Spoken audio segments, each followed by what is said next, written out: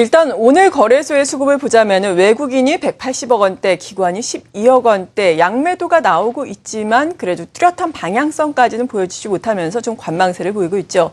문제는 그저께에 이어서 어제 같은 경우에도 외국인이 3천억 원대 대규모 순매도를 했다라는 점인데요.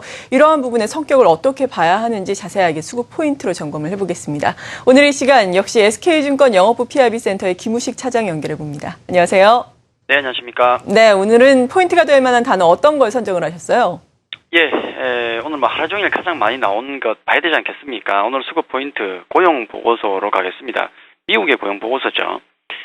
오늘도 우리 증시는 안정된 것 같지만은 굉장히 좀 변동성이 심한 편입니다. 계속 그런 것 같아요. 정중동의 어떤 흐름이 보이는데, 외국인이 이틀 연속 대규모 매도가 나왔지 않습니까? 3천억 이상의 어떤 매도가 나왔었는데, 현선물 모두 강한 매도세가 나왔기 때문에 좀 불안했었죠. 아마 그 이유는 환 쪽에서 찾아야 되지 않겠습니까? 환율이 가장 큰 이유 같습니다. 이틀 전에 이제 3천억이 나왔을 때 보면은 개별 종목과 또 비차익 프로그램 매도를 통해서 나온 매도가 반반 정도였고, 둘째 날 어제 같은 경우는 비차익 매도가 거의 대부분을 차지했죠. 그 얘기는 시장 전체를 강하게 매도하는 분위기였다. 그렇게 보시는 게 맞습니다. 오늘 다행히도 그 달러 인덱스도 그렇고, 달러도 그렇고, 엔화도 그렇고, 또 원화도 그렇고, 환율이 조금 완화되는 분위기가 나오고 있거든요. 자, 만약에 그럼에도 불구하고 외국인의 매도가 어제처럼 많다. 그러면은 좀 문제가 심각한 거죠. 왜냐하면 다른 매도의 이유가 있기 때문이다. 그렇게 우리가 유추를 할 수 있지 않습니까? 하지만 오늘 외국인 매도가 그나마 약해졌다는 것은 역시나 그 이유는 환율 가능성이 높죠. 자, 환율이라 그러면은 그 환율 불안의 또 근원적인 문제, 이유, 그게 뭔가? 역시나 양적 완화 축소 리스크, 여기서부터 나왔다. 그렇게 보시는 게 맞겠죠. 최근에 이제 12월 들어오면서 FOMC 회의도 이제 다가왔고요. 또 거기다가 임박해서 하필이면 또 경제 지표까지 양호하게 나오면서 또 QE 축소에 대한 어떤 리스크가 커지는 상황이죠. 이게 아마 외국인의 매도를 자극했다. 그렇게 보시는 게 가장 맞을 것 같습니다. 예전에도 거의 100%죠.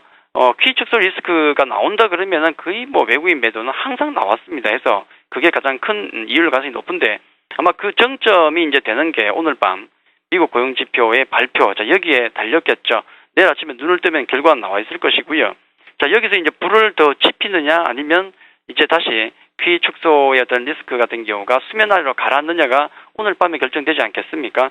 단기적으로 볼 때 시장에서 그렇게도 얘기합니다. 차라리 조금 경제지표가 좀 나쁘게, 고용 동향이 좀 나쁘게 나와서 좀 시장이 올라갔으면 좋겠다라는 얘기도 많은데, 사실 그렇게 돼버리면은, 만약에 나쁘게 나오게 되면은, QE 리스크가 줄어드는 건 맞습니다만은, 이 완전히 하루살이 인생 아니겠습니까? 우리 정신 또 갇힐 수밖에 없거든요.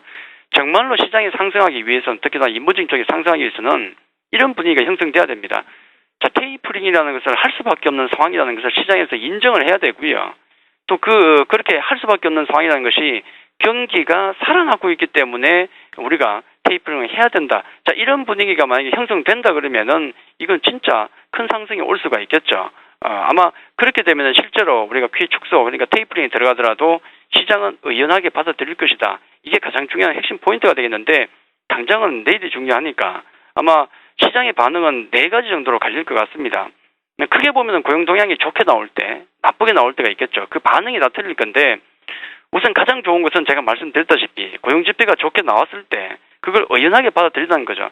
좋은 건 좋은 거니까 아마 테이퍼링 해도 상관없다. 이렇게 쿨하게 받아들이면은 이게 베스트인데, 그럴 가능성은 대단히 낮죠. 반대로 고용 동향이 이제 좋게 나올 때, 좋게 나왔다. 그렇게 나왔을 때 시장 반응이 또 축소, QE 축소 리스크, 우려가 또 커지면서 시장이 하락한다 그러면은 딱 지금과 같은 괴로운 장이 또 진행이 될 수가 있습니다. 이 부분이 두 번째가 되겠고. 자, 세 번째, 네 번째는 이제 고용 동향이 나쁘게 나왔을 텐데, 세 번째는 고용 지표가 예상보다도 좀 나쁘게 나왔더라. 그렇게 돼버리면은 보통 우리가 반응이, 그러면은 양적 완화 축소 리스크가 줄어들겠구나 해서 시장이 안 돌릴 리가 나올 수 있죠. 이건 우리에게 단기 호재가 될 수가 있습니다. 요걸 바라는 측면도 많죠.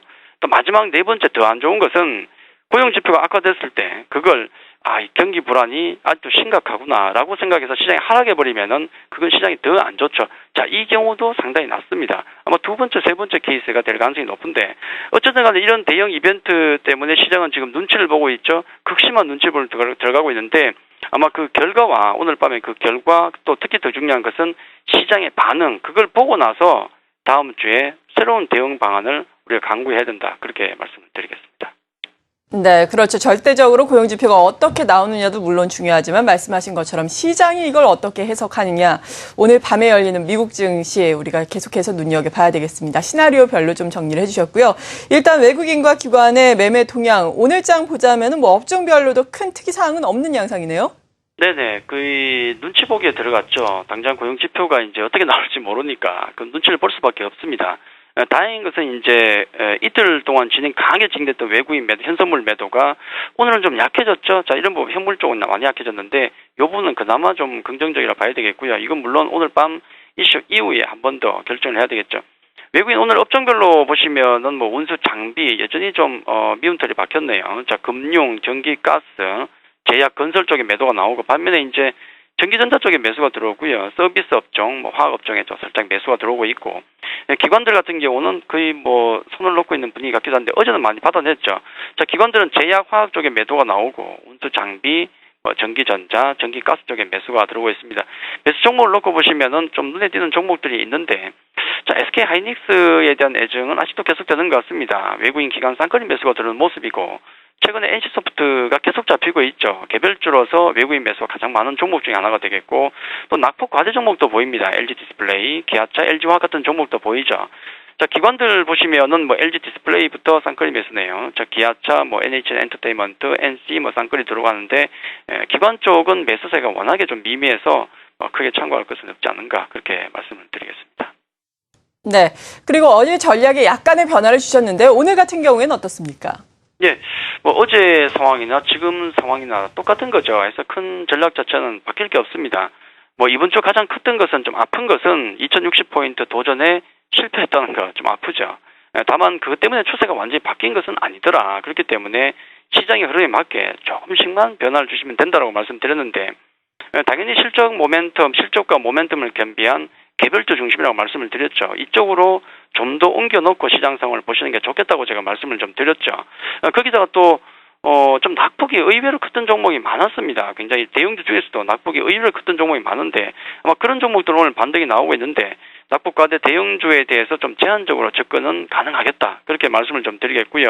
자, 개별주 중에서도 제가 계속 강조드리는 게 중국 소비, 문화, 수혜주, 뭐 지속 관심 이 부분은 제가 계속 강조드리는 부분이고 향후에도 내년에도 부각될 가능성이 높기 때문에 일단 지금은 개별주 쪽에 중심을 많이 두시고 그다음에 경기민감 대형주 같은 경우는 오늘 밤에 이 결과를 보셔야 되겠죠. 그 보고 나서 다음 주에 그 비중 자체는 다시 한번 조절하시면 되겠다. 그렇게 말씀을 드리겠습니다. 네, 이렇게 수급을 바탕으로 오늘도 역시 투자 전략 세워봤습니다. SK증권 영업부 PIB센터의 김우식 차장이었습니다. 감사합니다. 감사합니다.